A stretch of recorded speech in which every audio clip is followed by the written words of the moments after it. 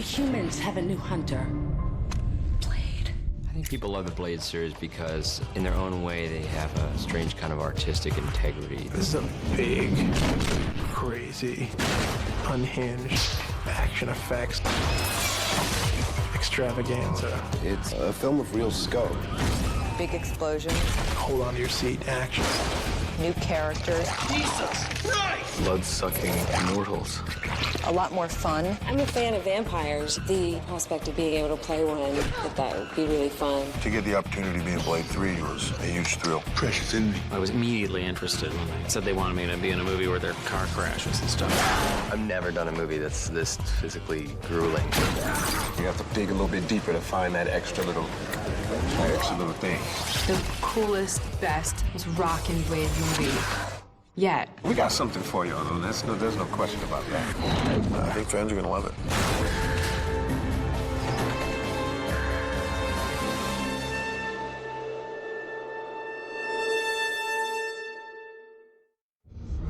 Sorry I got old on you. See you alone.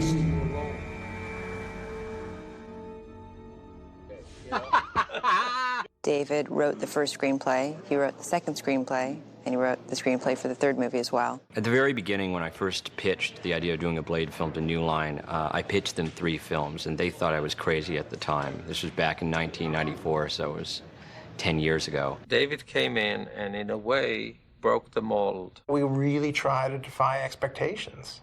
And it's kind of cool because nobody ever expects these movies to be any good. It was at least likely to be the pioneer of this incredible renaissance of comics to film. Originally, the studio had envisioned doing a much more low-budget, almost blaxploitation film, a $6 to $8 million film. And they didn't want to take the subject matter seriously, and I thought there was a potential for the movie to take itself very seriously. We reinvented Blade a bit from the comic books into the film. We had broader strokes in terms of our reinterpretation. He wasn't as well known as a character like Spider-Man or Batman, so we had more latitude in terms of what we could play with. In the comic books, Blade isn't even half vampire, so we had a bit more freedom there to explore the character. A lot of the vampire films, books, television shows before that had been kind of locked in the sort of more traditional, what I call Anne Rice mode, and we turned the whole vampire world on its head. There's a reality to it that I really hooked into. We reinvented the vampire mythology, so we've tried to explain how vampirism works more by scientific means. It's not supernaturally induced. Vampirism is a virus that progressively mutates the body and turns the subjects into another life form. Vampires are essentially another species. They can procreate. They're not undead. So we've tried to adhere to some kind of parameters of reality. It's not so out of the realm of possibility. You know, there is a sort of scientific, grounded history. And there certainly is a literary history to our knowledge of vampires, and they're fun. So the movies are true. Bram Stoker, he wrote a good yarn. Anytime you get into the third iteration or the third permutation of a film, you have to be sure that you're doing something different. There aren't many good sequels, and there are even less good third films, third chapters. So it's really important that you keep shaking things up, that you do something different. In the second film, Blade teamed up with the vampires. The third film, we wanted to drag Blade much more into the real world and have him interact with the FBI, the local cops, and things like that. And of course, the real world thinks he's absolutely crazy. In the first film, there's a line where Whistler says, there's a war going on, and from time to time, real people get caught in the crossfire. That's the story we wanted to tell for the third film. Well, the first film is almost word for word like my first pitch was to New Line for the first film. The second film is relatively close. The third film, originally, to be honest, I was going to do something much more ballsy and set the third film 50 years in the future, because Blade is an immortal. He doesn't really age. The vampires don't either. And I was going to set it in a world where the vampires had won completely, and it was much more like a Mad Max world, and the humans were resistance fighters.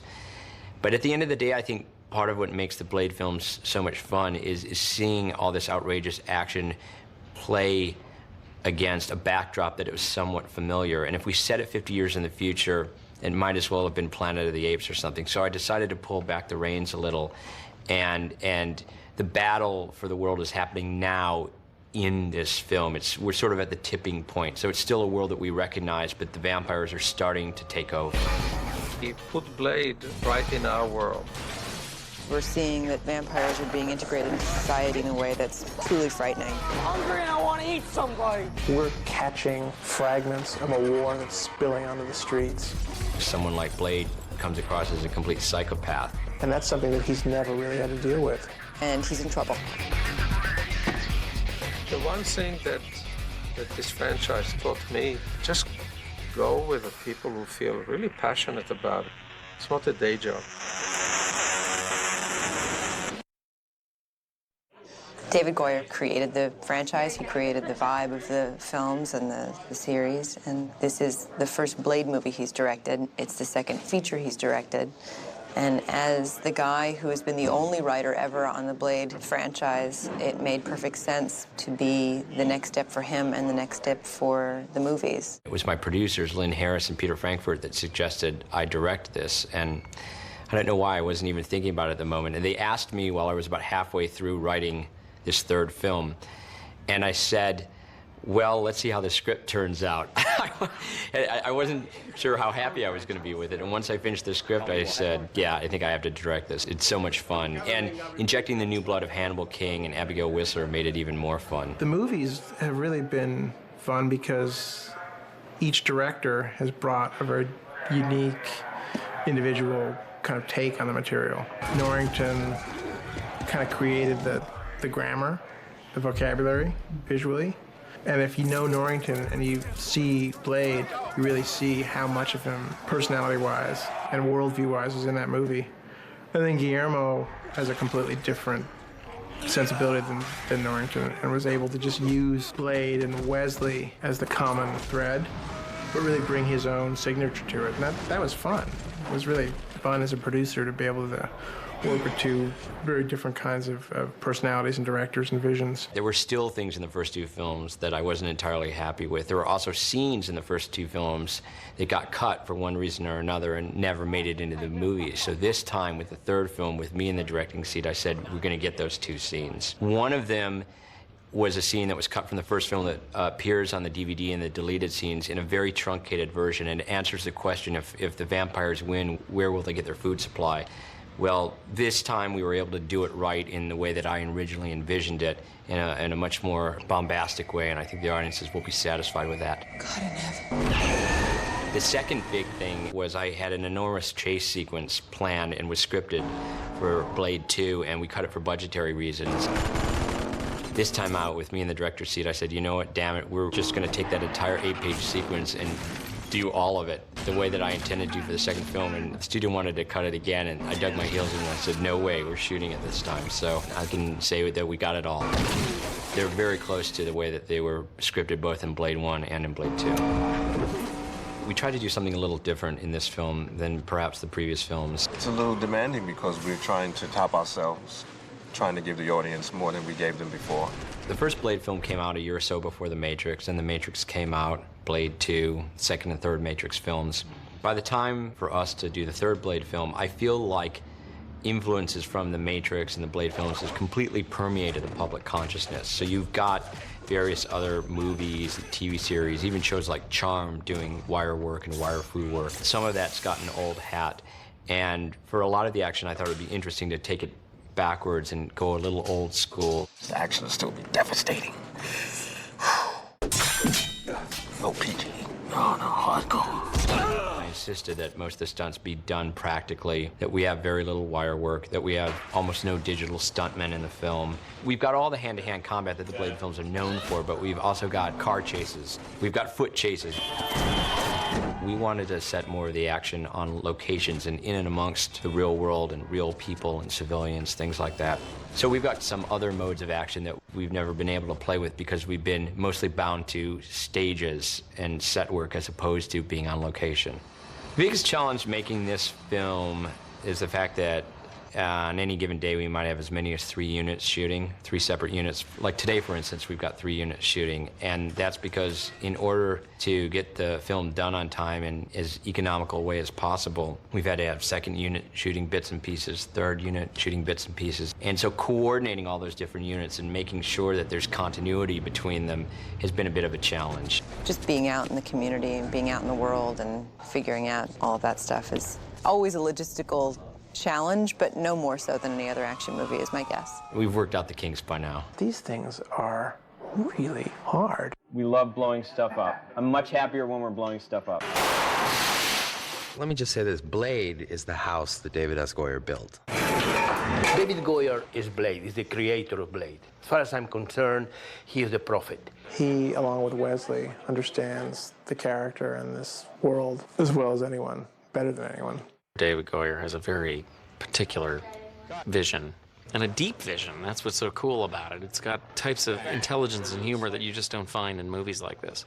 You have to hold a lot of information and people in your head at the same time, and you have to be constantly thinking story, constantly thinking about the details at the same time. There's a lot to control and have to like kind of be the father over a movie like this. It's like wrangling a small army. Action sequences take a long time, fight sequences take a long time. We have to be finished pretty much on schedule, otherwise we'll blow our release date. So that is a constant sort of ticking time bomb in the back of my head and Goyer's head. I think that's the toughest, certainly dealing with very, very sophisticated physical action. Abby, it's Drake!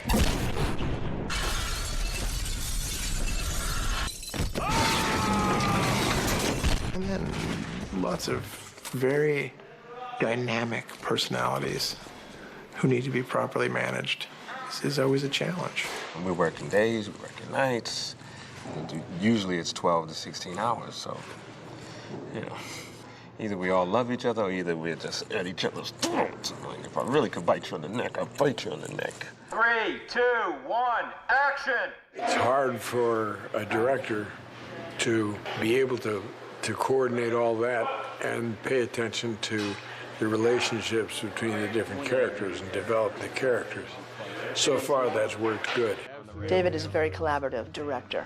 He's able to articulate with the actors what he wants. He has a language that actors need. He's an actor's director. He really watches for performance and really gives good notes. He just knows how to communicate with them, which is a lot different than a lot of other directors, because most of them are technicians and don't have the words. He can point you in the right direction, and he gives me a lot of help and pointers in ways that are easy for me to just grab onto and go with. David Goyer's just, he's like smart, you know, sci-fi, geeky guy.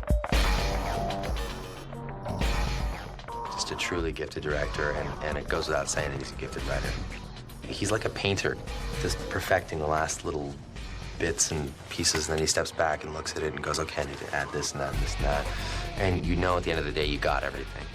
With David, you really know that if you are at home and in bed, you got it all.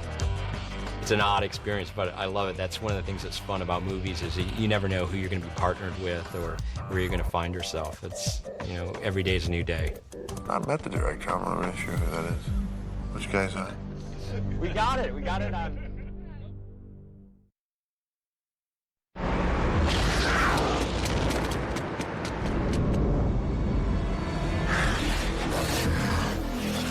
There's nothing stopping him now. It's me. Shit, man, who the fuck ain't a fan of Blade movies? I'm always drawn to anti-heroes. There's something bad inside of me. Blade's a great character. He's a man who is unknowable. He is a hero in spite of himself. Not a happy camper. He despises the whole idea of being a vampire. Tortured. And he's not even a particularly nice guy. His life's purpose is to just simply kill vampires. He's incredibly focused and incredibly intense. He has this ability to capture the stoicism of a superhero. Very shaded, nuanced. The world isn't nice. He ends up doing something for the benefit of humanity, but humanity doesn't really care that he helped them out. You got 20 seconds. Not really a good guy. 20. He just knows the bad guys are worse. In my mind, Wesley was always the perfect Blade. So when I was writing the first film, he was who I had in mind, and he was the first person that we went to, and fortunately, he said yes. In casting all these actors, we look for an emotional range and a strength and a vulnerability and a complexity that each of these characters has to have, and of course the humor. So we pick out sides that show those colors. I've changed my eyes. Not bad. Very different, offbeat, character-driven actors, and that was the way we wanted to go with this film. I'm a huge fan of Christopher Guest films, and A Mighty Wind came out, and I'd always wanted to work with Parker, and I sat down and tried to see how many people from A Mighty Wind could I fit in a Blade film. I thought it was so hysterical that you would take people from that cast and plunk them down into this cast. What's your take on all these rumors we've been hearing about vampires? Vampires, vampires, what? It's unusual that you get to come back 3 movies in a row and say, well, what can we do different with this character? How can we make this character grow? The third film is a story about Blade transitioning from a heroic figure to a mythic figure. Blade is going to go through a tremendous emotional transformation here. I felt it was important that Blade come right up against mortality. So Whistler does die, and then Blade is forced to team up with these kids. Who the hell are you people? He can't believe that this is the card that he's been dealt. Sounds like rejects from a Saturday morning cartoon. They're not as well trained, and they're not as powerful as Blade, and they lose their cool sometimes. I'm pretty sure we saved your ass back there. And it makes Blade angry, and it makes Blade frustrated that he has to rely on these kids, and it also makes Blade feel out of place. Rookies. I think Wesley is a perfect Blade because he's well trained in martial arts. It comes to him naturally. He has an innate understanding of action and movement and dance. But he's also a classically trained actor. And even though Blade is a man of few words, so much of what Wesley does with Blade, he imbues with all these beautiful little nuances. He has a certain flourish to the way that he does things and a certain snap to his step. Kill you, motherfucker, I'll kill you. I'll just enjoy better. It's very distinct to him and to that character. Most of it's physical in the same way that someone like Clint Eastwood will imbue the lead character in Unforgiven. It's always a challenge with me to try to have Blade speak as little as possible in the first act. I try to have him speak less than 10 lines in the first half an hour of the film. It takes a talented actor to be able to pull that off. There are certain things that are written in the script, and then there are certain things that an actor brings to a role. And Wesley is very much fused with the creation of that character and his persona. Wesley Snipes is Blade. There's really very little distance between he and the character. Wesley is kind of a Zen warrior himself. He imbues that character with the sense of warrior-like severity and also a real sense of humor. Oh, it's you? And lightness. Forgot my sword. Gucci go. Couple that with his personal dedication to the study of martial arts, his expertise, his knowledge, sense of history and tradition, and you really end up with Blade. You'd be hard-pressed to find anybody else that could play that role. Blade finds himself face to face with his destiny, and then he has to fight the vampire of all vampires. Ultimately, there's an ending, and Blade realizes what his whole purpose in life had been. Hannibal King and Abigail are very different and really, I think, cool additions to the Blade universe. And it's fun because I think, again, they'll defy audience expectations a little bit. They'll be a surprise. Of course, doesn't have the range of a sword. And it's also fun because they defy Blade's expectations. You're kids. You're not ready to roll with this. Blade doesn't really know how to deal with them. Like it or not, we are all you got. And that's a fun thing to watch. You might want to consider blinking once in a while. My relationship with King is very special because it's kind of the only family that she's got. We have this, like, brother-sister bond because we started this whole thing together. He hates me, doesn't he? Yeah. The interplay between she and Ryan Thank you. is sexy and fun. Got your toys. And energetic. Try to keep up. It has been brother and sister in the past. I think now that they're in this really intense situation. Eventually, Abigail found me. When you read between the lines, there's definitely some intimate sexual tension going on. And that's basically turning a frown upside down. I think at the moment a little more brother and sister, but could possibly turn into something a little bit more intimate.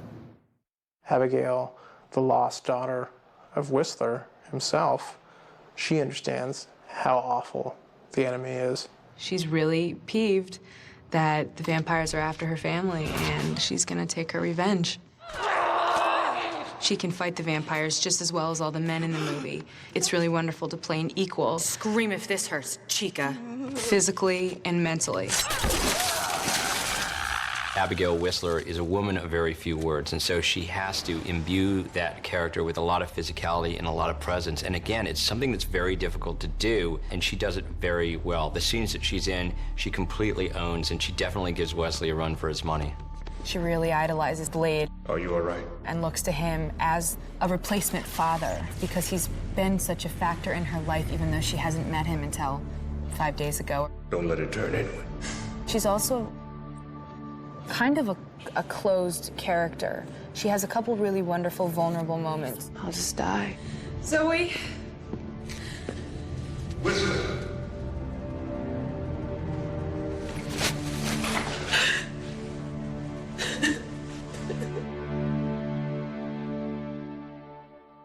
Jessica Biel, she has given this film a tremendous grace. Not only that, you have Ryan Reynolds. Ryan brings something which is also very interesting, a jovial, streetwise attitude to that fight. Hannibal King is an acerbic vampire hunter. This dog has a bigger dick than you. You suck your own dick with that mouth?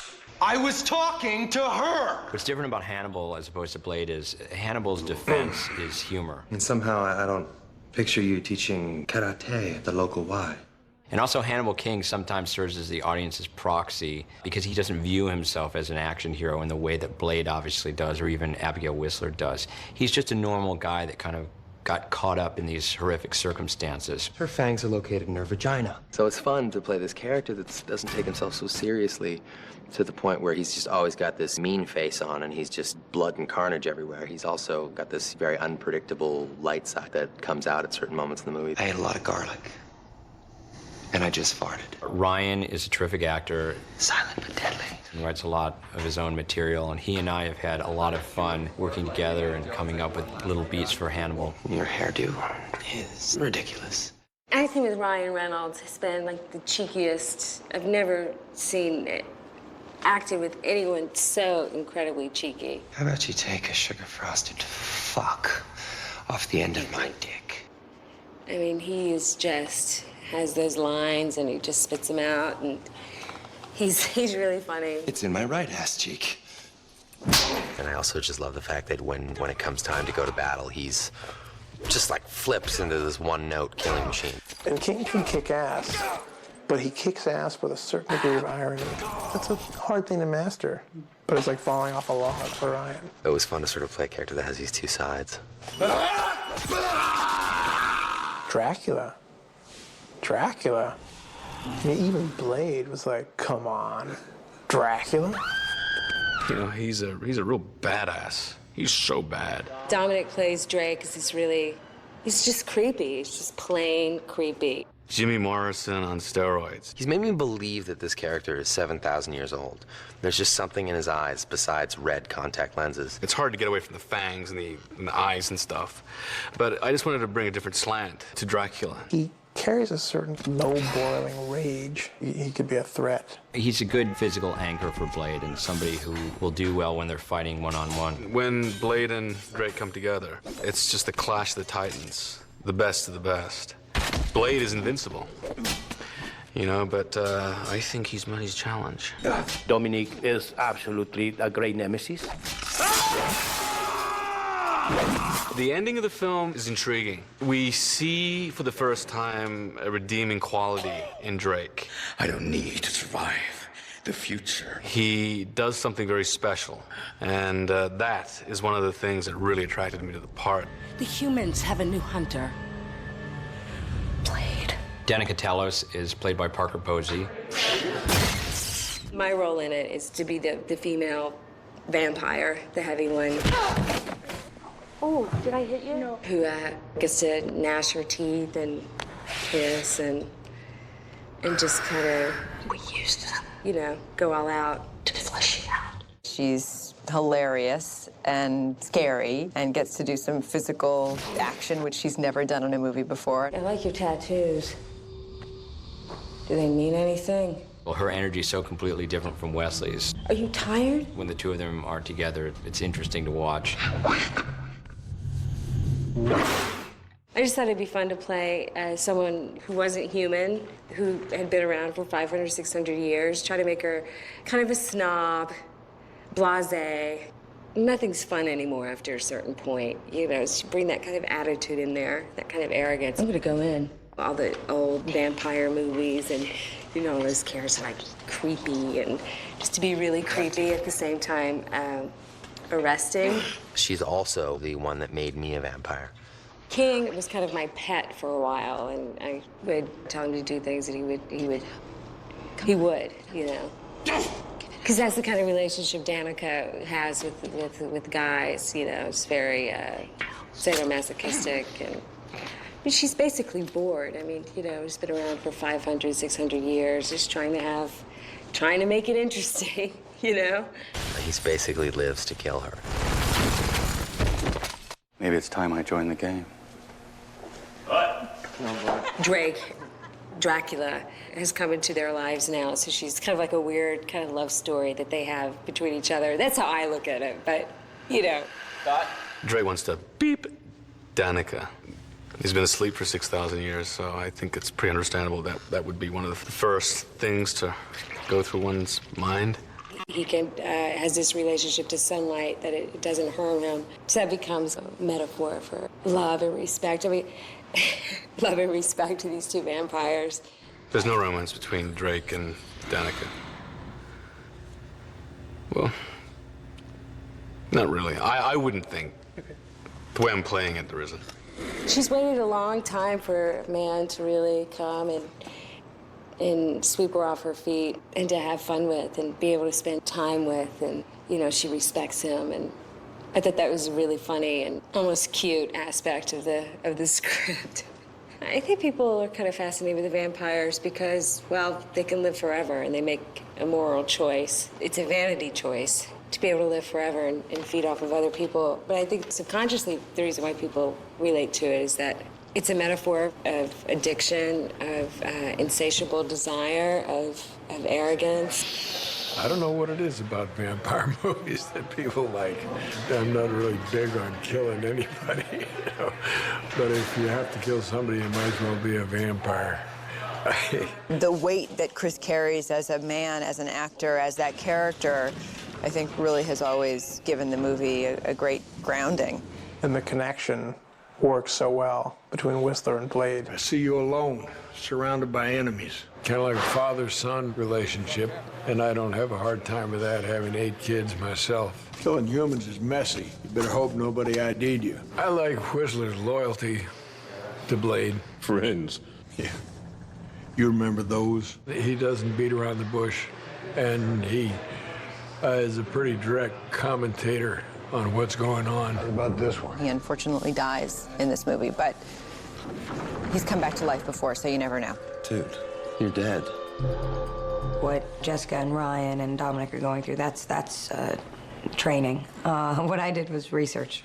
Well, I did actually go down to the Braille Institute in California. I mean, it was amazing to witness how together, and it was great to not feel sorry for them and to not feel uncomfortable. You know, just going and walking around. There was one lady, Carmen, who actually was, I guess she ran the Institute, and just seeing how put together she was, you know, like that she was in a suit and that she was wearing mascara, and she was just really, I mean, there was no, like, pity there. Stay-Star's viral efficacy. It's not the kind of thing where, like, just because you're blind, you can't figure anything out. Biomedica Enterprises. Tech palm brain. Bone marrow growth Genetic supplement. Sequencing enzyme. I've never taken an acting lesson, so I actually took my first acting lesson for this movie just to, you know, make sure that I didn't do that. Like, I can't see you. I want you to hide, okay? Like we talked about. Go on. Get out of here, Zoe! Hi! God damn it, Zoe! Triple H, I mean, what a marvelous man. Fucking ass raped! Jericho Grimwood is skinny bookworm type guy. One of the things that makes the WWE superstars so adept at getting into acting and films and other versions of television is Cute, huh? we go out on a weekly basis and put ourselves into characters that we have to invest ourselves in emotionally. Fuck face. Sometimes we have to tone it down a little bit because, you know, when you play for 50,000 people that are quite a distance away in the rafters, you know, you have to be larger than life. So you have to tone it down a little bit for the cameras. You're not so big. Because it's more intimate, but I think we're well trained for the role. We got him. It's a real mixture of people, and I think just by bunching them all together and being able to put them all in a movie should be interesting, you know? Dr. Vance, John Michael Higgins, genius. I think somebody here wants to talk about vampires. I think in Hollywood, you end up playing bad guys a lot if you speak well, if you have language, because bad guys are, you know, educated, which is a very bad thing in America, apparently. Symptoms of this disease are remarkably similar to classic vampire traits. When his usefulness expires, I become a victim of hideous special effects. What kind of a movie is this? I've always wanted to die a horrible death. And for some reason, this morning they shaved my chest. It's kind of exciting, actually. I'm gonna go home to my wife and be like a male stripper. Man is my prisoner. Don't fuck with my thing. There's a team from the hospital affecting the transfer. Come on, Chief. I'm still not sure why they did it. Do you think it was sexual? God, I hadn't thought of that. No one's thought of me as a sexual being for 20 years. He's psychotic. I had a wonderful actor by the name of Mark Berry, who was my reader. He did a terrific job. He would read with every actor that came into the room, and he landed a lead role. The only vampires I'm worried about are the ones passing the bar exam. Overall, it's by far the most exciting ensemble we've had in a Blade movie. All right, Vance, what the hell do you know? Realization. Yes. Abby, it's Drake! Abby, it's Drake! Abby, it's Drake!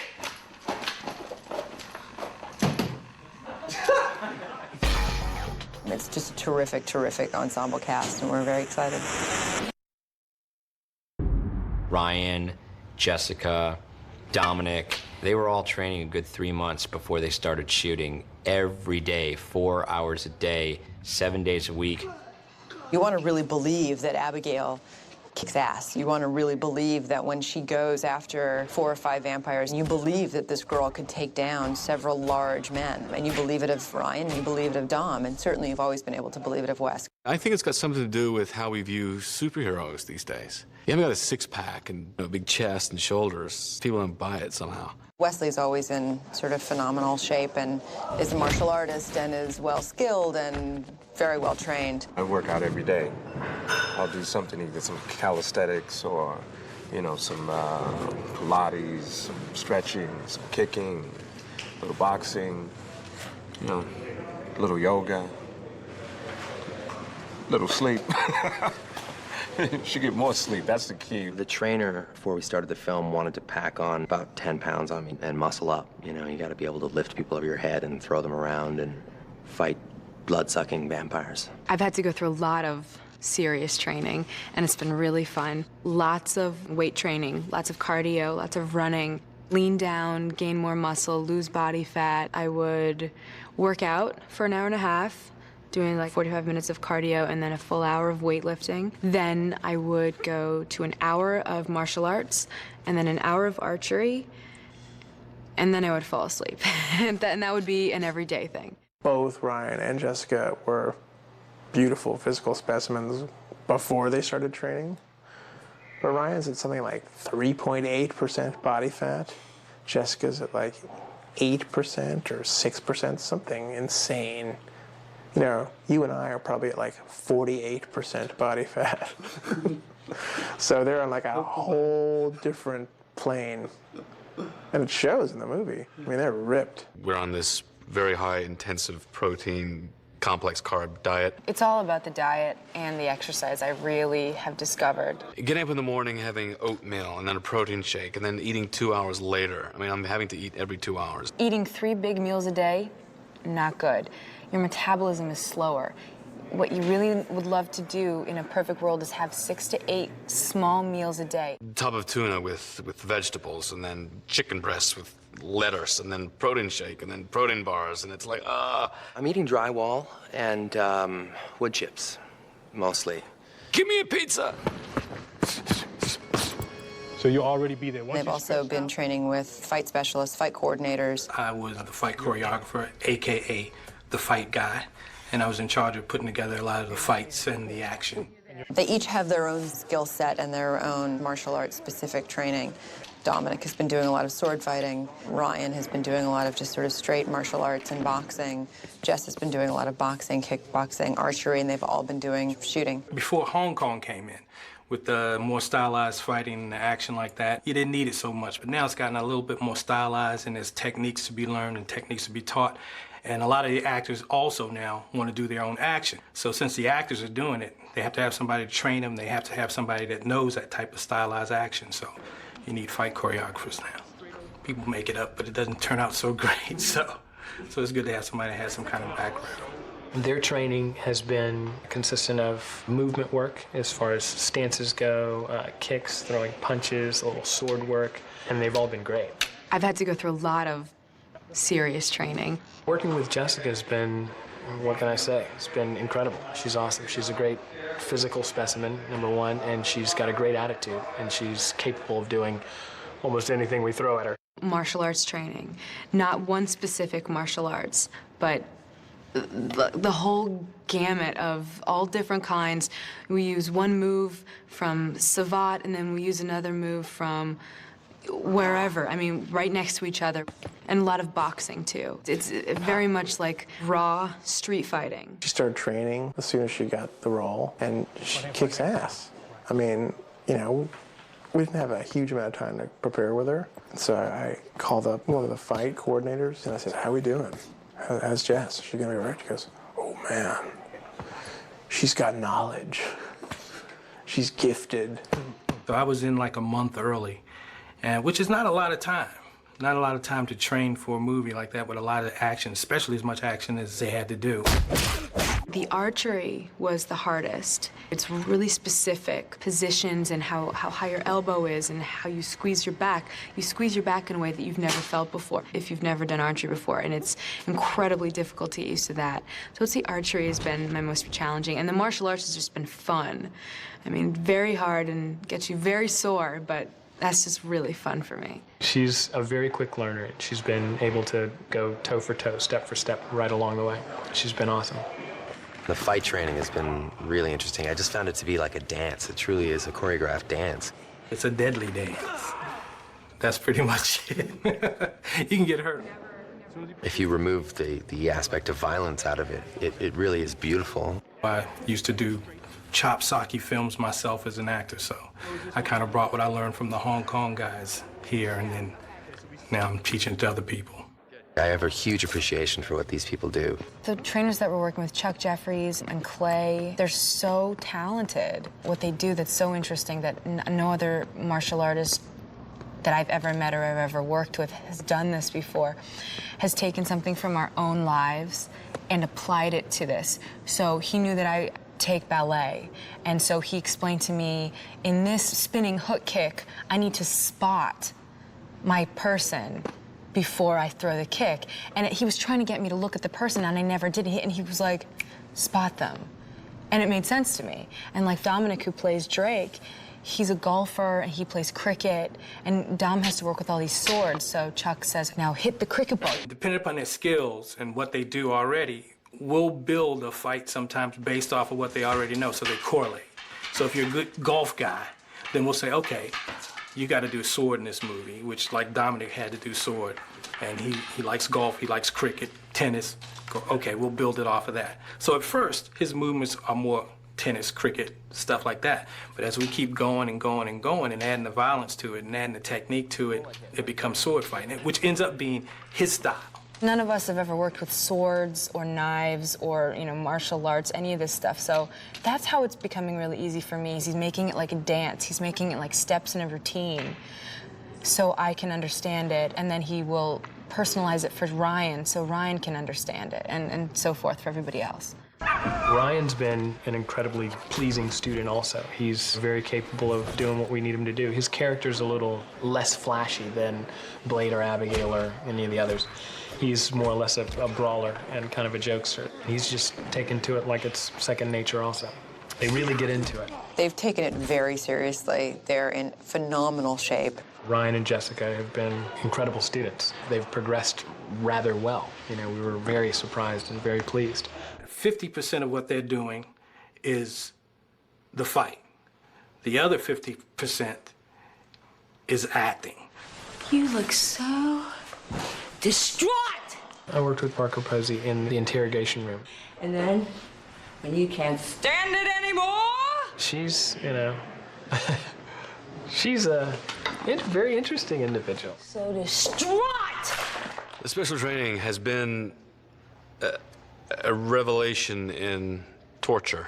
It's impressive to see how hard they've worked and how far they've come. All I've ever really done are comedies before, so this is something totally new for me. So it's a tough thing when you work 14, 15-hour day and then you have to get up at 4:30 or 5 in the morning and go lift weights for 2 hours and then go to work all day. So it's been hard. It's weird, you know. My body doesn't feel the same. I can't, you know, nothing fits the same way. It's all a little strange, but you get into it. You love it in the long run. You're so thankful and grateful that you had the opportunity to change like that and really jump into a character. I feel really good. I'm definitely in the best shape I've been in my whole life. How can you feel like $1 million when you're in shape, when you're always exhausted? Like, when you're always working out, you never feel what it's like to be, you know, fully strong. I just always feel like, whoa, God, my chest feels like somebody, like, drove a truck over it. You know, so what's the point? I don't know. It's really hard. Yeah. I'm just gonna light up and have a cigarette now. This is all prosthetics. Yeah. We've got a prosthetic six-pack on him. It took 4 hours to apply. I'm actually a 4-year-old Asian peasant girl. Yeah. Well, these action movies are getting harder and harder, you know? I mean, I like the character, but I can tell you, you know, I'm getting a little sore and sore every day. Right from the get-go, David did want to do something new and fresh for Blade. Working with David all along has been great. Very open to new ideas. He's very specific about what's important to him, but also gives you enough leeway to experiment and try something new. He's allowed me a lot of freedom to really challenge myself and experiment with my team, trying to get the most dynamic sets we possibly can. I'm always really eager to provide references and my thoughts on how things might look or how things could work. And David is a really great collaborator in that he really seeks that out. Ty Ruben Ellingson is one of the best in the business. He's worked on Blade 2. And he was the first person I called. He's responsible for the design of a lot of the weapons. He had some influence in the costumes, in Drake's armor. He comes up with all sorts of fascinating ideas. The design aesthetic is always, with the vampires, very high end. And with Blade and Whistler, it's very much like, get the job done, let's strip it down, let's just make it work. So that kind of established the two kinds of designs. As production designer, I'm in charge of presenting all the environments, settings, sets, and locations to tell the story. David had written this third script with a completely new vision compared to the other two movies. This one being written as a very modern approach to vampires in the city, a modern city, a dense city, a corporate city. And the vampires, corporate bloodsuckers, live on top of this city and kind of reign the world from there. You'll see in the approach to the design, we actually threaded through this very modern layer of architecture and set design and set dressing.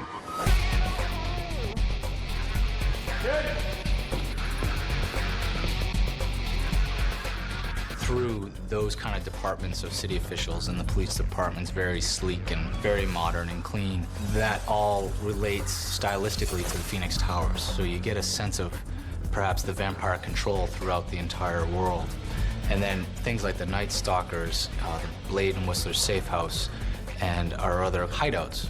They're very textured and edge city, so we'd have a great contrast between what the vampires were in control of, very stylized society of the vampire world, and then this battling force climbing the mountain to slay the dragon on the hill kind of approach. We're standing now in the Phoenix Towers. As scripted, David described a modern space of steel and glass, so that was our first initiative. And then the action described in this script was very kinetic and vertical.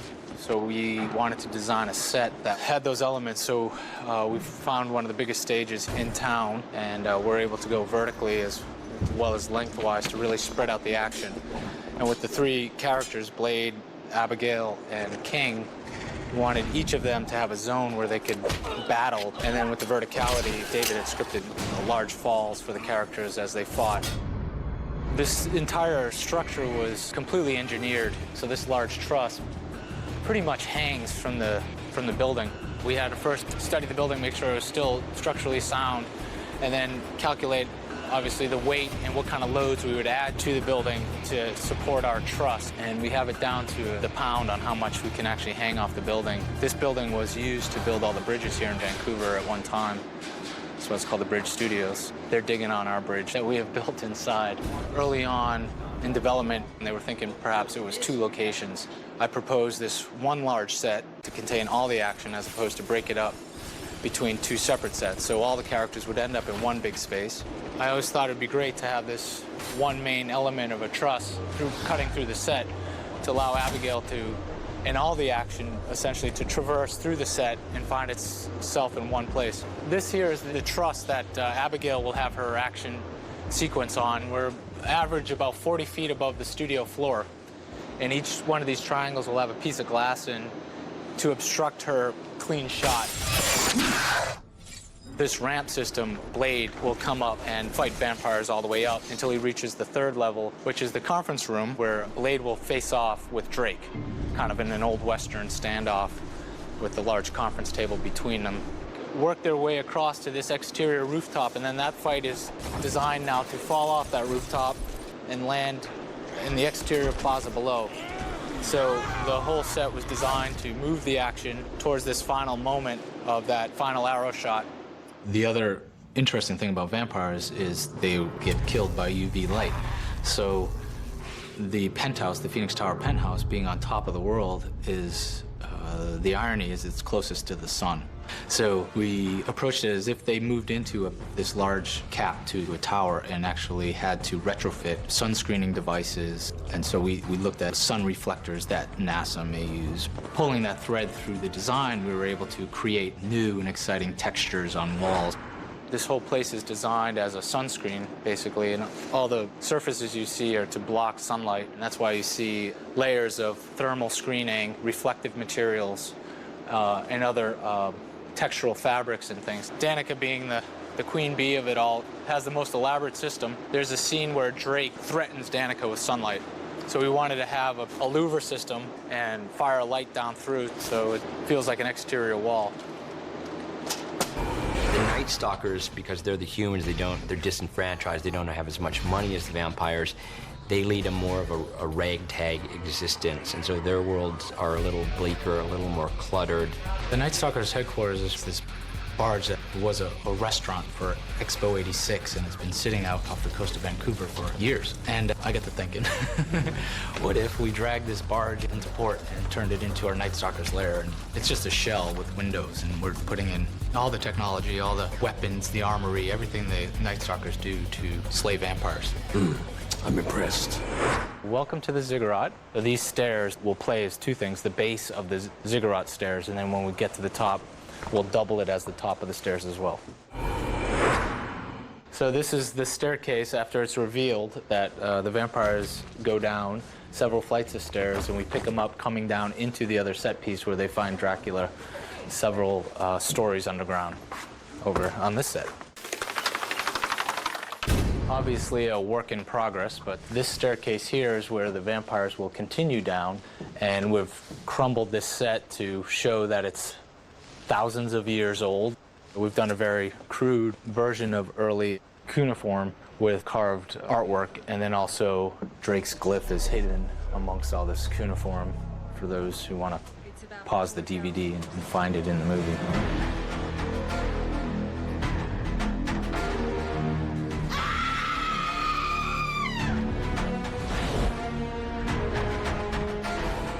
All these walls come right up to these columns to enclose the whole set, so they're just pulled off now so we can shoot into the set, making the set feel larger than it actually is. Flashlights and lanterns, and that's pretty much what's going to light this set. So we want to make it very textural, so when the flashlight goes across it, there's always something going on and it doesn't flatten out on us. What's this chicken scratch? Construction crew's pretty small to do a set like this. You get some great artists who can carve foam, and then it goes pretty quickly, using very simple tools and chainsaws even to rough it in. And then the paint team will come in and add actual sand to really tie it into the location.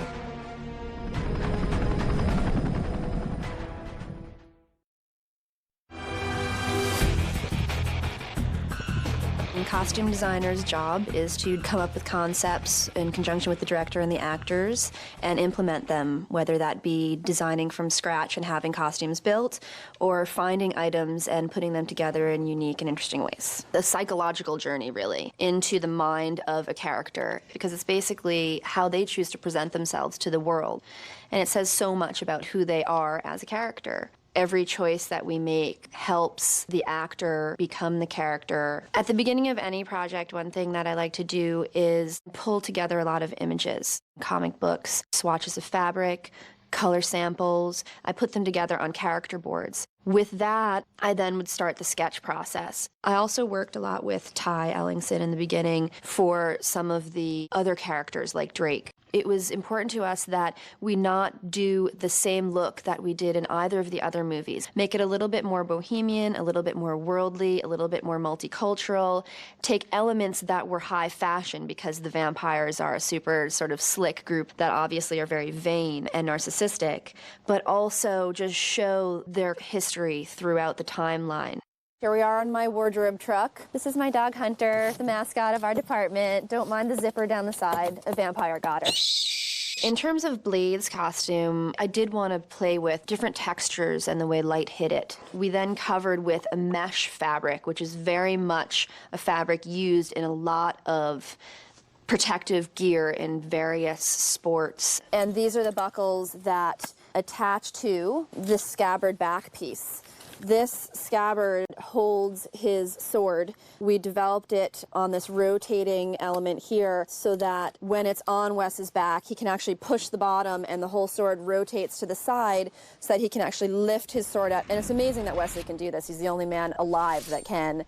With the new design for the Blade jacket, we dyed Thai silk. It starts with a saffron color and then ends down at the bottom with a rich burgundy. And this was taken from Buddhist monks and the colors of Thailand. You're not ready to roll with this. I mean, look at the way you dressed. Blade has very stylized costumes. He is a superhero. He has arrived at superhero status. The Night Stalkers are still scrapping it out as more of a grassroots organization.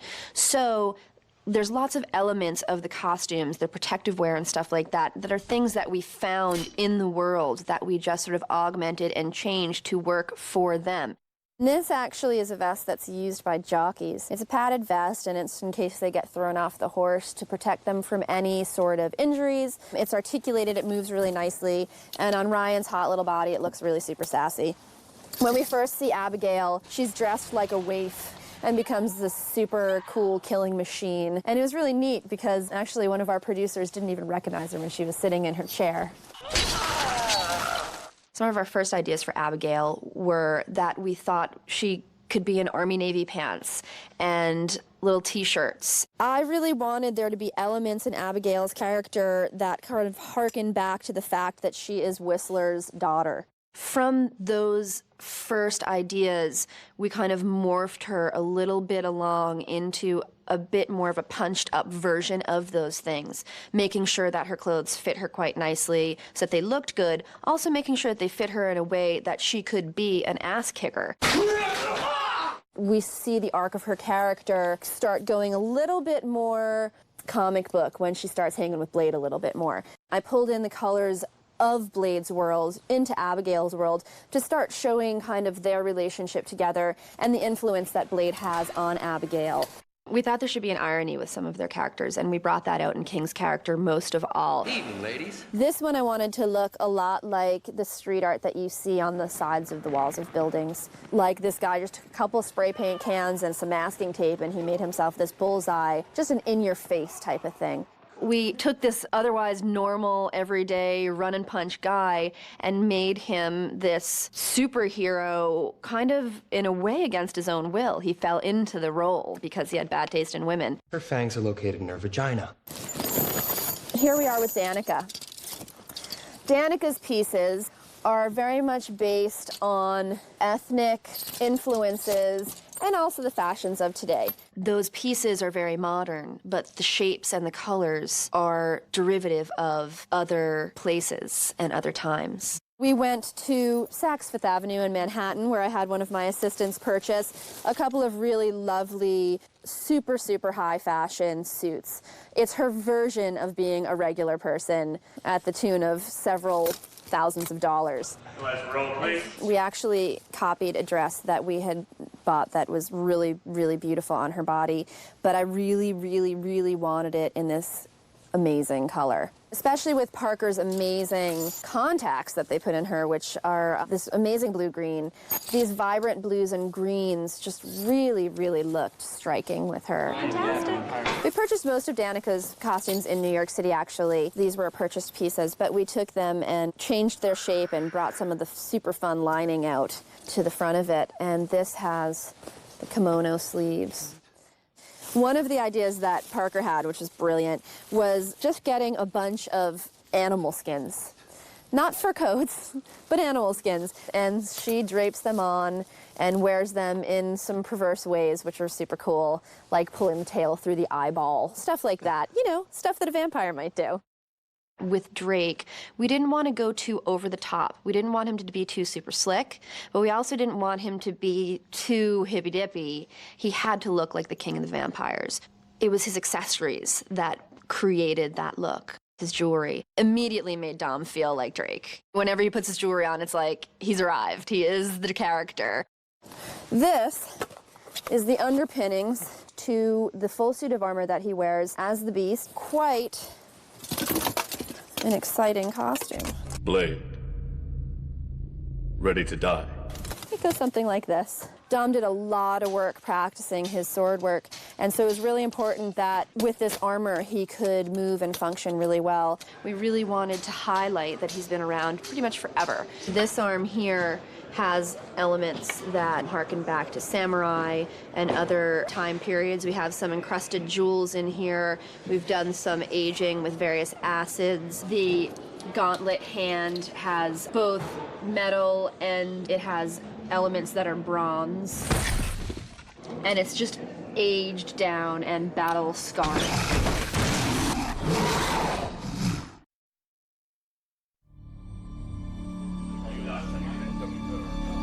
Everything that I'm doing is permeated by the ideas and by the mind, the incredible mind of David Goyer.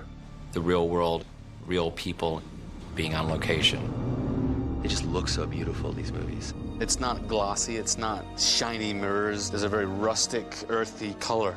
I felt that the first two Blade films had a very distinctive look from one another. The first movie was very in the world. The second movie went underground, became a little more stylized, a little more unto itself. This movie aims to go back into the world. And the third film also should have a very distinctive look. Gabriel Beristain shot the last movie. He's shooting this one. And I think one of the reasons why he was excited to come back was to work with Goyer. Here we have David Goyer, who is the one who has adapted the story into these wonderful scripts, telling me, I want you to create something completely unique for this film. This is urban. This is gritty. This is a film that happens in the city. This is a film that, for first time, Blade confronts and kills real people. So it takes Blade to a completely different level, and it takes the photography and my camera work to a completely different level. The locations define our palette.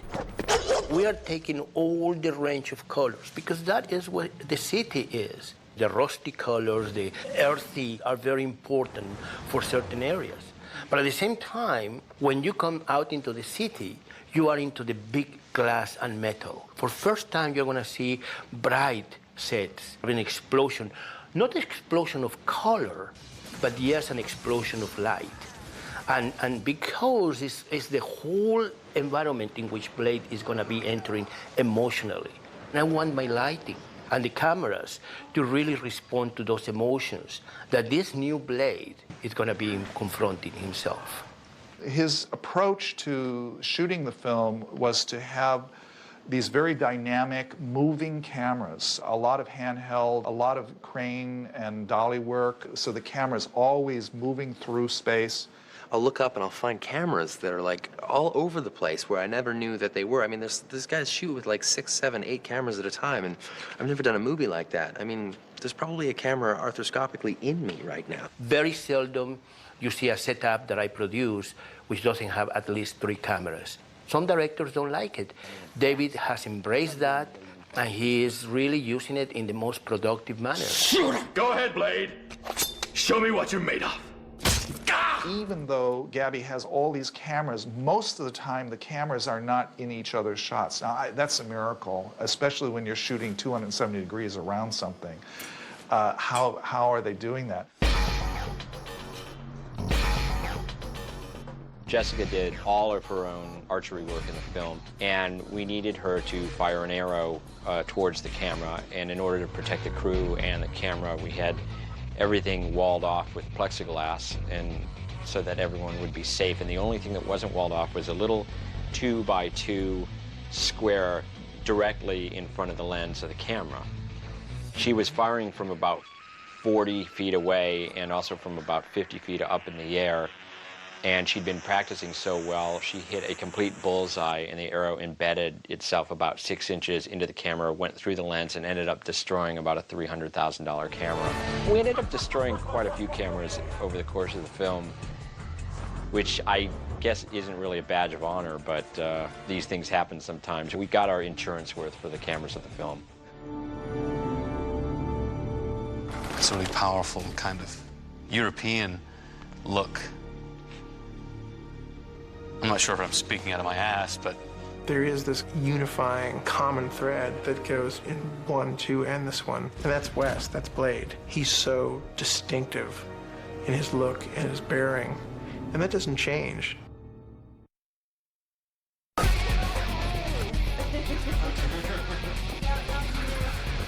Nice. There are a number of cameos, mostly from crew members in the film. The most prominent one is Gabriel Beristain, my director of photography. Kind of an inside joke, the fact that he's director of photography, we gave him an eye patch. At the end of the film, one of the medical examiners is Chris Gorak, our production designer.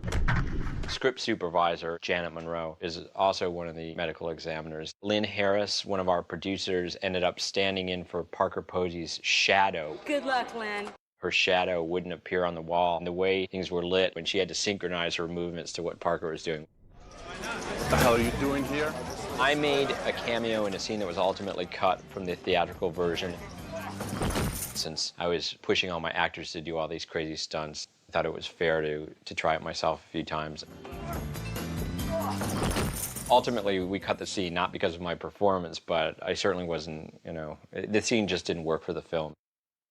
I was having a meeting one day with my production designer and my director of photography. And one of the things we were talking about is the fact that most major cities have an official or unofficial secondary language. We'd never stated where this city was, and we just thought it would be interesting to have a secondary language. It was either Gabby or Chris suggested that we use Esperanto, a universal language that was created around the turn of the century. The idea was it will be this universal language and everyone will speak it in the world, and we'll pull elements from English and French and Spanish. It never really took off. I said, yes, absolutely, let's use Esperanto. So all of the signage that appears in the movie will appear in English and then beneath that in Esperanto. Also, I decided we would have this scene in which Whistler is actually speaking in Esperanto to the news vendor. One of the funniest things I've ever seen was Chris Christopherson in his trailer, in his Whistler getup, spending hours repeating these Esperanto lines over and over again. He was so concerned that he'd get them right, and it was really endearing. There was a film made that was all in Esperanto, and it starred William Shatner. It's called The Incubus. I just insisted, for completion's sake, that we have that. It's just a little kind of Easter egg, I guess, for the audiences. On my first day of shooting, the entire crew were wearing temporary tattoos that were cartoon representation of me, showing my own tattoos, and it said, "Got blood" on my chest. I think it was instigated by one of our producers, Lynn Harris, and Chris Gorak, our production designer. Bizarre terminology. Ash is what remains of the vampire once they've been destroyed. It's an exciting idea because your last moment is this implosion or explosion of fire and chaos. We have a wide assortment of ass kickery for your viewing pleasure today. Mega damage. They worked so hard on making themselves proficient in their craft of ass kickery. There was lots of ass kickery in this movie. Lots of ass kickery. The weapon that the Night Stalkers are developing is a biological weapon. For the last year, I've been working with synthesized DNA in order to create an artificial virus targeted specifically at vampires. We're calling it Daystalk. It's a weapon that could be used only against Drake. If you can get it into Drake, he could then spread it to every other vampire on the planet. A daywalker has the ability to walk in daylight. It's a human being. Is it a human being? He's a person who is a vampire, but who has the ability to go out in the daytime and handle the UV rays of the sun. There are only two daywalkers that exist on planet Earth. One is Blade, and also Drake, the Dracula character. The familiar is a human that works for the vampires. Familiar is anyone that works with the vampires that has high hopes to become a vampire. If you're a good familiar, you'll get bitten, and that's their goal.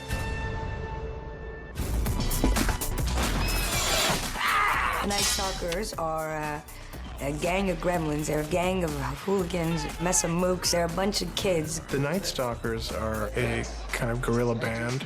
The Night Stalkers are a group of vampire hunters. People who kill vampires professionally. I'm getting a call. Sundogs are a special bullet that Hannibal King designed for hunting vampires, and they're bullets that let out a burst of UV light, which actually has them sort of implode from the inside. Holy shit. Blade was one of the first movies to do that Matrix style of bullets flying through the air. I remember seeing Blade, the first installment, which was made a year before Matrix was released, and they did these crazy, the bullets flying by, Stephen Dorff's character, and I just thought it was so, so amazing. You do that now and they'll say, that's our Matrix ripoff, and you're like, no, it's a Blade ripoff.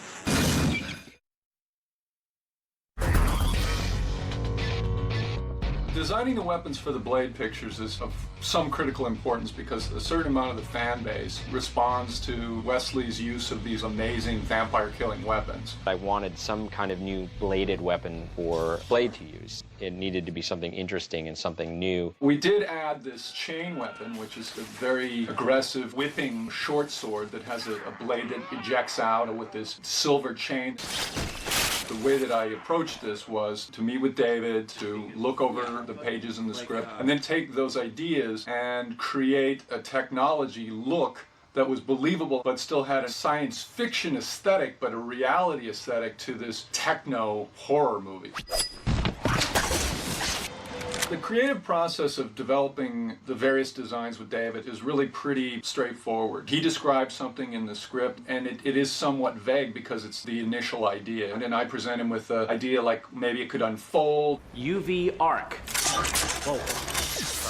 Ryan and Jess, they're handling big weapons. They gotta look like they've been doing this for the better part of their lives. This bad boy's half as hot as the sun and can cut through vampires like a knife through butter.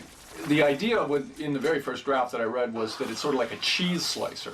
Weapons management and just attitude. They just go and you're gone. While I was looking at real weapons that the military are developing, I added this idea of like a little CD-ROM drive. Electronic pistol. David loved it. So he actually incorporated it into the script, and Hannibal King records his shooting, his death score with the vampires. Hedges, supersize me, sweetheart. One of the coolest one is the Mudflap Girl shotgun. It's a modified version of the Army's objective individual combat weapon. And it's like a big modified shotgun that will shoot 3 different types of ammunition. Missiles, sundogs, which are bullets with UV detonators inside. When they enter a vampire, they actually let out a burst of UV light, which actually has them sort of implode from the inside. It's a really disgusting thing to watch, watching somebody implode from the inside. He'll also shoot stakes, these things right here. Basically, whatever gets you hard, this puppy will pump them out. I have a 7-shooter revolver. I have a lot of toys. A knife that comes out of the tip of her boot.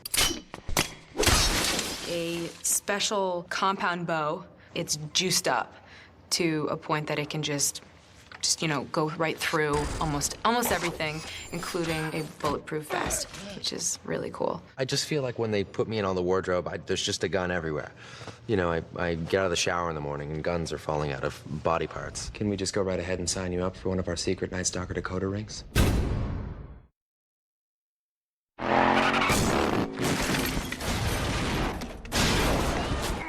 You have to find things outside of just the normal kick and punch. There's only so many ways you're going to kick and punch. The challenging part is to come to this project with new and innovative things and things you haven't seen before. You'll see an athlete in like track or something do something, you go, wow, that's cool. I can turn that into a fighting move and use that in something. We actually designed some of the stunts, or some of the stunts that the director has in mind. There's a lot more straight action in this film, going back to very real, gritty, practical action, which is fun and exciting and always a challenge. We are completely going back to old school, old-fashioned fighting techniques like street fighting.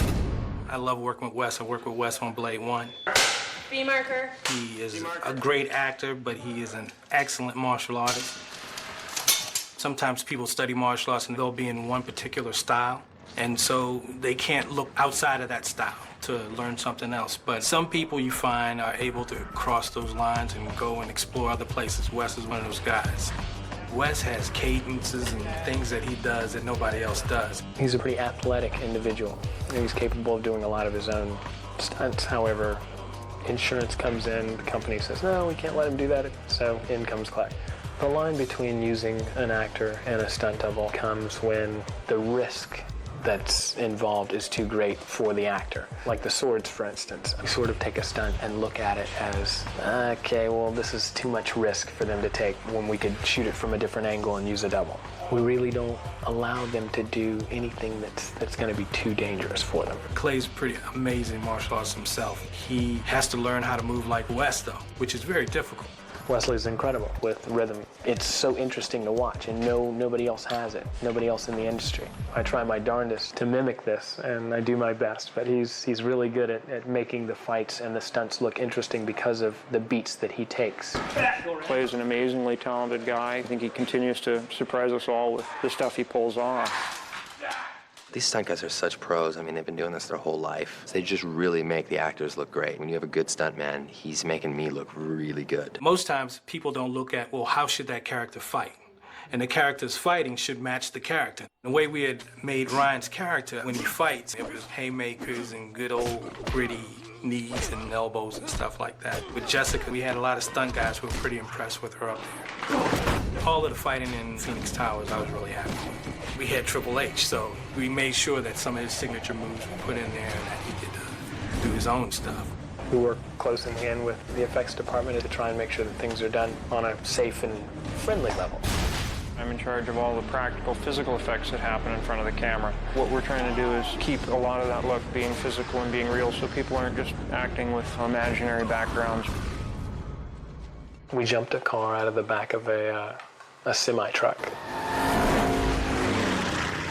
We had to sit down with Clay and work out the dynamics of how we could do it. You know, is it something we could actually do as a stunt? Could we actually have somebody drive this car? That's the sort of stuff that we have to kind of sit down and engineer and figure out. And then could we actually have somebody drive this car? Was it physically possible to do? One of my favorite things to do in the business was driving and sliding cars around. So when the script called for, Blade to do some fancy driving, I got really excited about, getting behind the wheel again. That's a shot that hasn't really been done that way.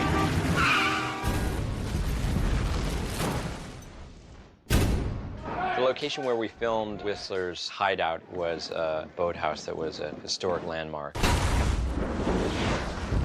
were a series of explosions. There were over 40 of them when all was counted. Shockingly, we didn't do any real damage to the boathouse. The pyrotechnic guys absolutely knew what they were doing and did an amazing job.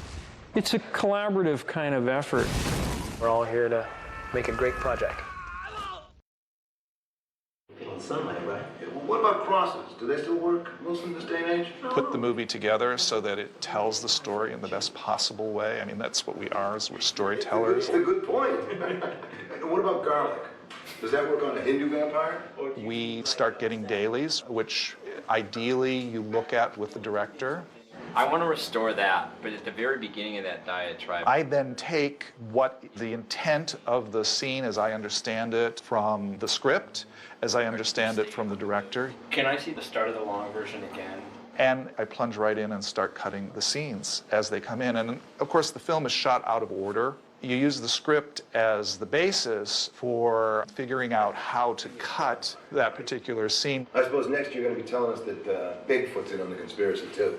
We never lose sight of the character. Maybe you could give us some pointers? Yeah. Let me go back. So how do If you have to stop the action for 0.2 of a second so that you can get a character moment in, you do it. You don't just go cut, cut, cut, cut, cut, cut. Blade realizes that there's another character named Whistler who has come on the scene. Whistler's daughter. Originally, it wasn't written and staged to happen this way.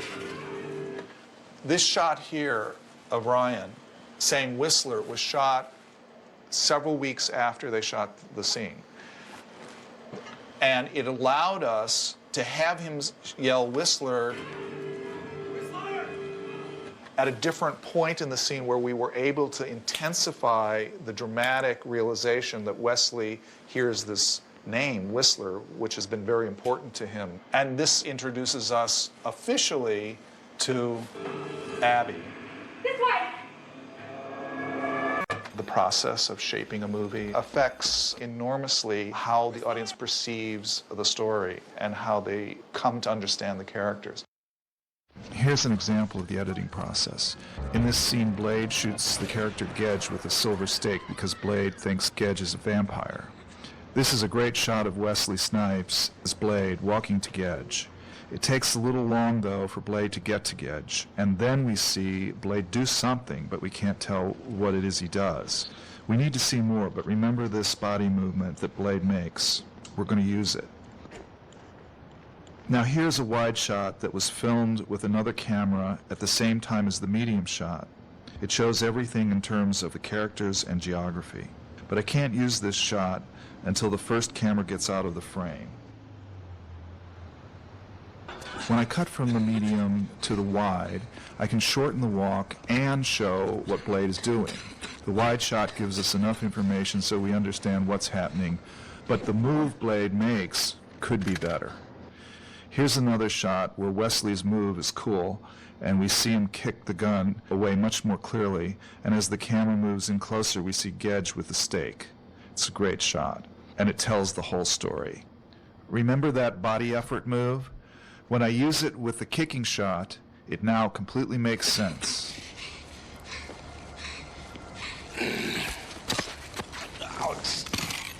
Now let's watch the rest of the scene in the wide shot. Staked you with silver. Why aren't you ash? Why aren't you smarter? Not a vampire, dumb shit! Set your sorry ass up.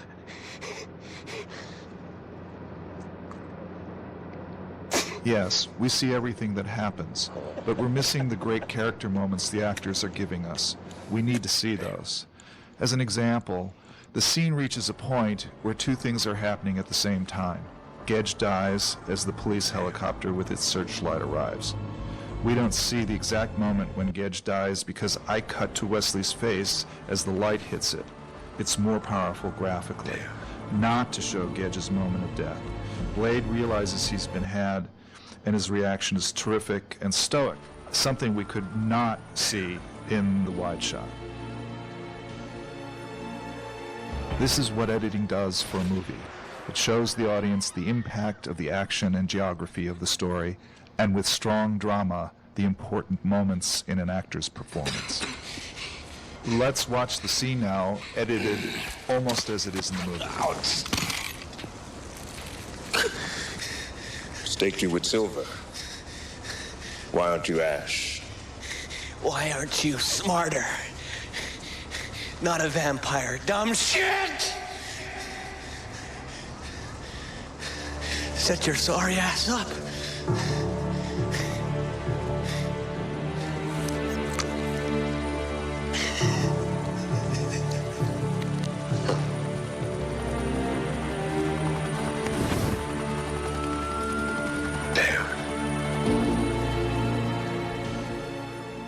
In terms of the perception of the Dracula character, when we meet him the way it was originally shot, we were holding off his transformation. He didn't come across as being really threatening. We decided to introduce him as a scarier character earlier on.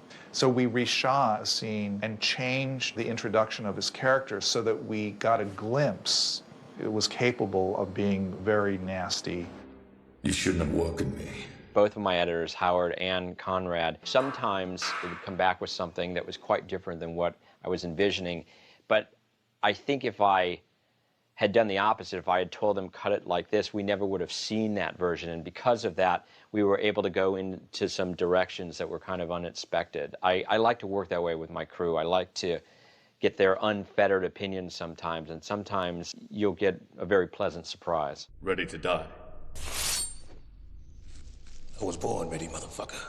There was one particular scene that Wesley was supposed to be in that he wasn't in. He wasn't available to us that day. And Conrad, of his own accord, took some footage from an entirely different scene and just cut it in, and it worked perfectly. And everyone was shocked. It was as if Wesley had been in the scene. And the audience will never be able to tell. Silver hollow points. Done. It was amazing. Sometimes the scariest monster of all is the one in the mirror. Definitely. Gabby shot this brilliantly using multiple cameras, and not just 2 or 3 cameras. He often was shooting not just the action sequences, often the dialogue sequences as well, with 4, 5, 6 cameras or more for some of the major action sequences. A happy challenge is to take this very rich visual, spatial movement of these various cameras and connect a series of shots that really maximize the impact of all these individual pieces. We could cut any of these scenes a number of different ways with a number of variations that would be equally valid. There's always one way that is a little bit better than any other. Telling the story, getting across the character, making the action play as strongly as it could. That really was the challenge.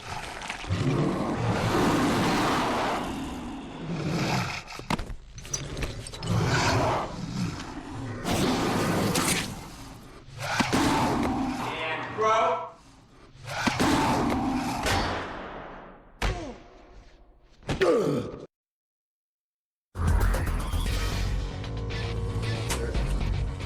There's a certain number of fantastical elements that come with a Blade film that need digital help. There's ashings, which is the way vampires die. The ashing shots take quite a bit of time because there's so many different levels of production that go into it. David decides what the action is and how it's covered, but it all starts with photographing a real stunt guy.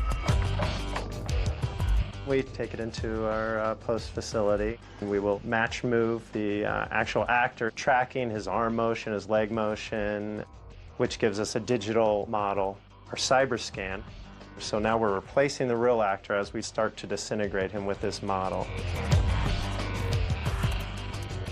There are some shots that at any given time might have up to like 8, 9 people working on the shot at once, from putting in up to 7 different layers just for the body of the guy ashing alone.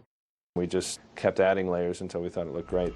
There's skeletal layers, and then there's dust, there's smoke. The layer just underneath the skin before we get to the bits of bone, what we called ash man, gives the impression that there's that layer of bloody skin underneath him. Once all these elements are generated in the 3D world, they're handed off to a compositor who will put them all together and render out the final shot.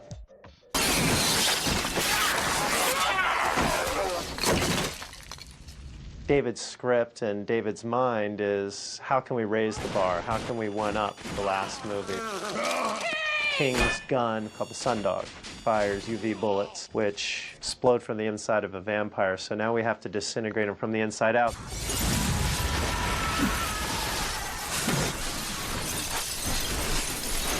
Probably the best Sundog ashing is the introduction of Ryan's character into the film. All of a sudden, a security guard, half-ashed, comes smashing through the mirror. We've put like a sphere inside him that emanates strobe-like light. As those puncture through, his bone bits are exploding off of him. It's combining some of the same elements of deterioration, but we're trying to effectively show that it's from the inside out. We worked on that ashing the longest. We started that first, and we finished that last. We ashed more people than the previous films combined. We just kept ashing.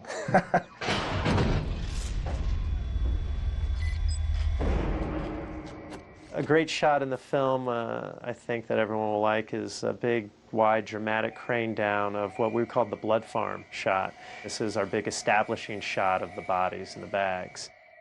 We prevised a shot, big camera move, craning down, which first, we weren't sure how we were going to accomplish the move because it required 12 layers of bodies. And of course, the art department was only building 2 layers. Production had put together 2 or 3 layers of bodies, but in the shot, it was supposed to look like there was an endless sea of them. To get a shot that started so high up, ended so low, and was kind of going from screen right to left at the same time, we brought in a rig that was motion control. There's a process by which a programmed camera head or dolly is brought in so that whatever the camera does, we can repeat exact background plates. Start with the 2 layers, and every layer had to have a green screen behind, and then move it back, shoot it again, move it back, shoot it again, move it back, shoot it again, and so forth. We got in there at like 5 in the morning in a freezing set in the middle of winter in Vancouver, no lights, nothing. Spent a good 8 hours putting this thing together, and in motion control it was tough to do, but it came out really, really well. A lot of the shots we got we could not have gotten without motion control. Just the sheer ability to repeat complex camera moves. There's a neat shot where David wanted Blade to make an escape out of the police station, where we used the real actors on green screen and shot them with motion control. If you can capture it in camera via motion control photography, green screen work, various plate photography, and composite it together, well, you have reality. When we went to the screening room to look at the visual effects shots, David was much more often pleased than displeased.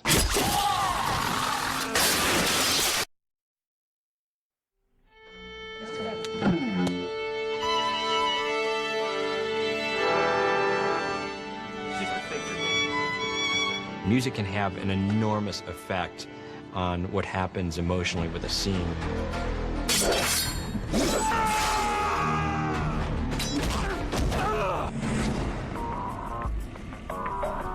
We've never really duplicated ourselves. In this movie, it's kind of its own beast, and it had its own specific needs. The Blade experience is pretty specific. They're kind of street, they're kind of sexy. He's an action hero, but he's a black action hero. Wes has a certain kind of way of moving and just being in front of the camera. It's just really cool and really spare.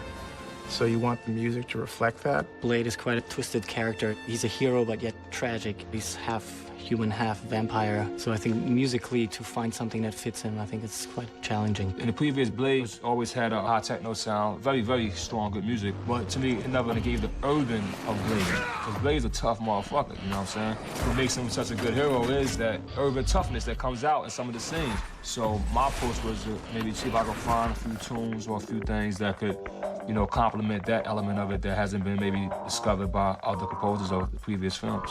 I wanted the RZA sensibilities interwoven throughout the soundtrack and throughout the traditional score. This is just a collaboration, you know what I mean? It was sort of halfway in between techno or urban, maybe a more traditional orchestral score. For the traditional score, we found a young composer named Ramin Djawadi, who worked with Hans Zimmer, who is a very well-known composer. He was young and eager and wanted to explore, and he really liked the idea of working hand-in-hand with the RZA. The hard part is to incorporate orchestra in modern electronics. The orchestra starts to sound small, so the trick was to make the combination work. We have two really willing participants in what is kind of an experiment. It's a very unusual score, but I think it suits the film in a good way. Doing the soundtrack this way has definitely been an experiment because you have two experts in very different fields of music. Well, I mean, who's super smart, killer composer. And I was able to kind of learn a few things from them as well as bring my own flavor into it and institute my own ideas. I see you alone, surrounded by enemies. You show a rough cut of the scene to your composers, they come up with some ideas. You might then change the cut a little bit based on what they came up with. It can be quite difficult. What I usually do is I play it over and over, and then ideas usually come. I had a family once. David, wasn't too hard on me, but he definitely let me know what he liked and what he didn't like. He wasn't shy to say, that's not working. A vampire. Just finding that right tone, finding the bladeness of the music. At the same time, he gave us freedom. Because RZA is working so closely with Ramin, it should really feel like the whole thing is one experience. It's a give and take, it's back and forth. This is a good example of RZA and I working together. RZA had worked through the entire cue already. He gave this to me and just said, see what you can add to this, because it's a long cue. He gave me this all split out, the drums and vocals all separate. So the beginning actually kept pretty much untouched. When he runs over the cars, he wanted some orchestral stingers.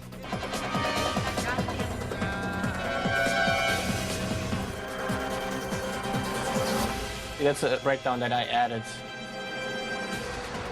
I basically pulled out the percussion and just had an orchestral swell. The breakdown.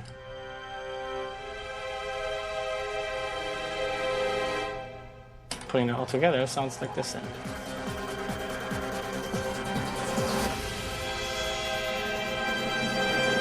This is a good movie moment. David always was asking for more organic sound, so then what is there? Of course, there's guitar and bass. So these are actually all guitars, just very processed.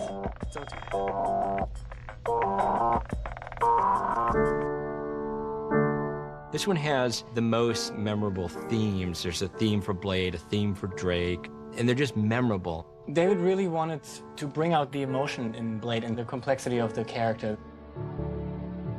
A really good score will work very subtly and will operate on the audience's emotions without them even realizing that.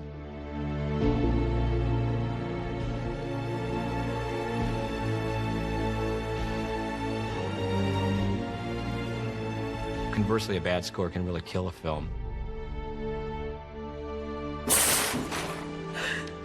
I really love what we call Abigail's theme. I personally saw this theme more as our global emotional theme. Sometimes there's just a scene that you can't crack, you can't figure it out. We've tried stuff, we've thrown it out. Do you want to talk to him about a little? It's so good, though. I want part of it to be in the body of the film so that even when it comes back in the end credits, it's familiar. Do you know what I mean? And then you can hear the whole tune. Even just a few bars of it somewhere. Sometimes it's a tug of war. That part where it's going dun, dun, dun, dun, because it still has strut. That part, the dun, dun, dun. We've taken some wrong turns along the way, and we've doubled back, reworked.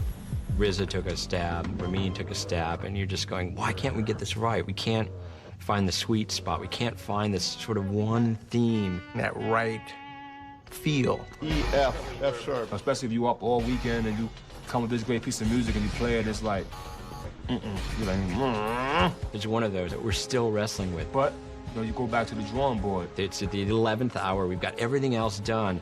We still can't figure out what we're going to do in this one scene. We'll figure it out. I'm sure we'll be okay, but it just happens that way sometimes. But hopefully we get it right more than we get it wrong.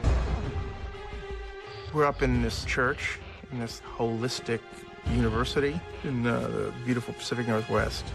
Ramin composed using a synthesizer and sampled instruments, and now we're laying in the real ones. Recording different sections, we mainly do it for control purposes. We can, in the mix, go back and simply push the brass more, the strings more.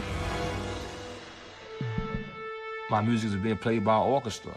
People in my neighborhood never would expect no shit like that. They think that we too cool to listen to classical, or we too cool to play an instrument.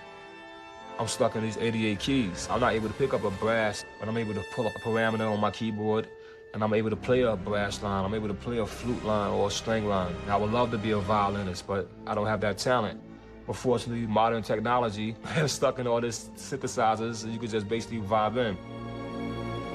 When you take 2 or 3 people that maybe have slightly different sensibilities, and if you can figure out a way to make them work together, I think the end result can be more interesting than what either of them would have done on their own. Smile. Cheese, motherfucker!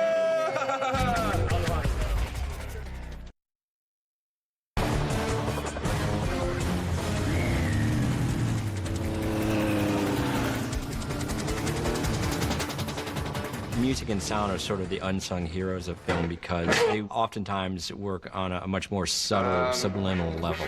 No help here? The two of us put all the sound in the movie that isn't music. Sound editors are often referred to as sound designers. Aaron tells me some of the things to do with dialogue, and I tell him some of the stuff to do with sound effects. Sound editors have earned the term sound designers because it implies there's more to it than just cutting and pasting. It's the sound accompaniment to storytelling, and it's also a way of transcending the limits of what was there on the day of the shoot. You look so distraught!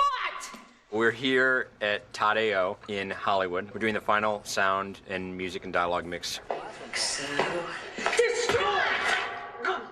It's an enormously creative part of filmmaking, sound design. People don't realize how much sound really affects the movie-going experience. It really can have a major effect. Hey, Dickface, you seen my dog? Have you tried the lobby? Drake, we did a lot of work on his voice to make him a little more evil. Tom Cruise, I got you beat. Some very subtle things to try to give it a sense of otherworldliness. And you'd like me to kill him, wouldn't you? And that really has to do with storytelling in a large way. Blade, ready to die. Don't let it turn inward. You can put heart in it. It already has. You can put something that can be funny or cute or really mean or aggressive. I know. In the movie, we have the virus that attacks the cells and they engage and destroy them. And they're terriers eating really close. So they go, "Rah, rah, rah, rah." Another example is the vampire hisses. I thought it should be in a very aggressive, beyond human, something that had to bite. The thing that seemed to have the abrasiveness was ice skating scrapes. They just have a very chiseling, abrasive quality. And welcome to the Foley stage. Of course, Foley comes from Jack Foley, who invented this system in the late 40s. Previous to that, all sound effects were cut by hand. Maybe for Blade, this will be just right. And in fact, well, you be the judge.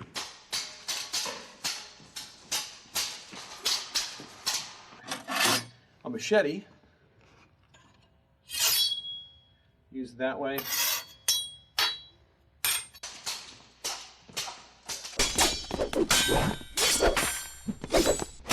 Sometimes what you perceive as one sound is actually made up of 5 or 6 sounds all on top of each other.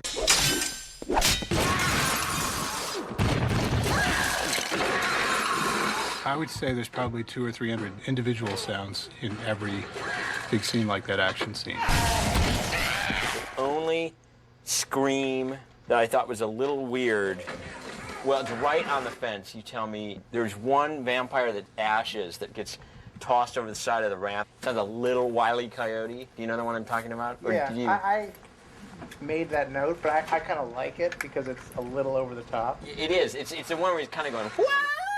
You know, like that. But that was good. Who thought it was over the top but good? All right, fine. We'll keep it. That's how these decisions are made.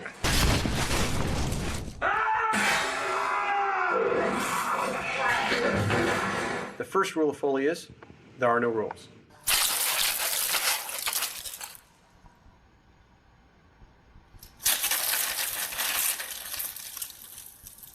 Sometimes what we'll do is we'll do one sound on one track and another on another track, play them together, and when you hear them in totality, it has the right sound.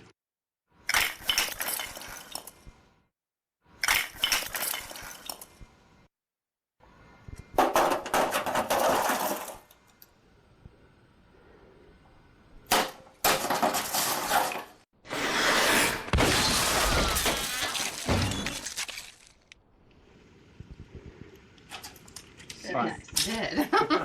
We're almost done.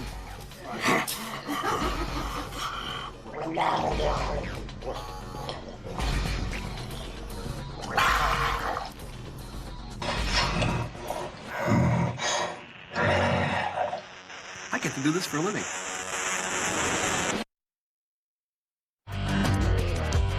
We are looking for a special look. We wanted something really edgy, something interesting, so creatively. We are painting. Cinematographers in the past doing photochemically. Photochemically, I could say, oh, make it bluer, cool. Oh, it's very cool, that image. You see, now it's cool. Oh, let's make it very warm. Let's make it incredibly warm. But that's it. That's what photochemically I could do. But nowadays, with the possibilities of working digitally, with the digital intermediate, Jill can separate different levels. What we wanted to do with Blade is to give it a different look. So I'll go back to a normal image without our color treatment. It's really still a great look, but what we really wanted to do is focus on Blade. What we've done is increase the contrast. We've desaturated most of the color, but we chose to keep the red. Now through this chase scene, you're gonna see bright flashes of red, which are his cape flapping around, and then you've got high contrast, which really emphasizes the motion. So we've created a look that really fits with this whole sequence. Basically, the only colors that you get are the bright reds. When I photographed this scene, we didn't have Wesley in his light, so to speak. My options were to actually brighten everything in order to see his face, which will take away the mood of the corridor, and it would not match with the rest of the scene, or make him into a silhouette. This is the ultimate result right here, and I can show you the original without any color timing. Now, what we've created, which is still our high contrast look that will fit in with the rest of the scene, but we're able to just pick out Wesley's face. That was our first day of principal photography, and we say, I cannot believe it. We are doing Blade Trinity with the most wonderful blue sky day and the most glorious day Vancouver has ever seen in 25 years. We've done a little bit of desaturation on the characters and a little overall contrast. The blue sky, still a little bit too blue, even though we kind of like the colors that we're getting on the characters. So what I'm going to do is I'm going to separate out that blue sky from the characters. I'm going to go and create a key. All the blue is what I'm affecting here on the screen. And now I can easily dial down, without affecting the characters, that blue sky in the background. The Wesley looks great, but now Jessica being so white. I can darken her down and maybe give her a little bit more flesh tone, make her a little bit warmer color, you know, a little more pink in her cheeks kind of thing, without affecting the sky, without looking obvious. It's a very subtle thing, but now we're able to balance her in with the scene a little bit more. It's for you. Yeah, go ahead. Hello? This is the shot without the treatment. But, like this shot here, looks just a little kind of normal, still a nice shot, but it's a little bit more normal. Really wanted to focus on the harshness of this fight. Now this is after we've smoothed everything out, matching shot to shot, and now we have our high contrast look, but bringing out the red on their shirts. The flashes from the swords really stand out now. Okay, so this is all without any type of special treatment. You can see some shots go blue here. These are actual visual effects shots. And here we've matched in the visual effects shots, so now they don't seem like they're out of place. This is a total product of the digital suite.